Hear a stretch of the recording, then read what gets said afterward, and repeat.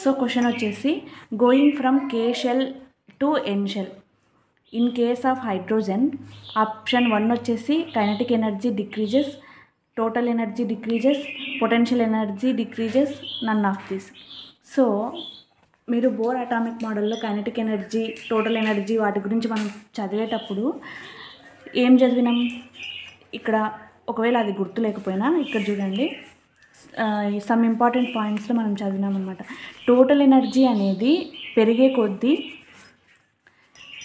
ఇక్కడ షెల్స్ పెరిగే కొద్దీ, ఎన్ పెరిగే కొద్దీ టోటల్ ఎనర్జీ కూడా పెరుగుతుంది. అదేవిధంగా పొటెన్షియల్ ఎనర్జీ కూడా పెరుగుతుందన్నమాట. అర్థమైందా? కైనెటిక్ ఎనర్జీ అనేది డిక్రీజ్ అవుతుంది. ఎందుకంటే ఇప్పుడు ఎలక్ట్రాన్ అనేది from going to K shell to N shell in case of hydrogen atom.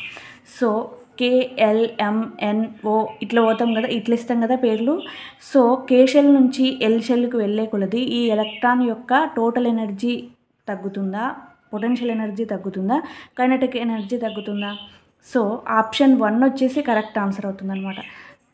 Kinetic energy అనేది తగ్గుతుంది. సో కేషల్లో ఉన్నటువంటి ఎలక్ట్రాన్ యొక్క స్టెబిలిటీ కానీ, తిరిగే తత్వము కైనెటిక్ ఎనర్జీ కానీ షెల్స్ పెరిగే కొద్దీ తగ్గుతుంది కైనెటిక్ ఎనర్జీ. ఎప్పుడైతే న్యూక్లియస్కి దూరంగా ఎలక్ట్రాన్ వెళ్తుందో అప్పుడు దీని యొక్క అట్రాక్షన్ ఫోర్స్ అనేది తగ్గి ఈ ఎలక్ట్రాన్ తిరిగే విధానం అనేది కూడా స్లో అవుతుందన్నమాట. సో కే షెల్లో ఉన్నంత స్పీడ్గా LMN ఈ షెల్లో ఉండదు. ఓకేనా?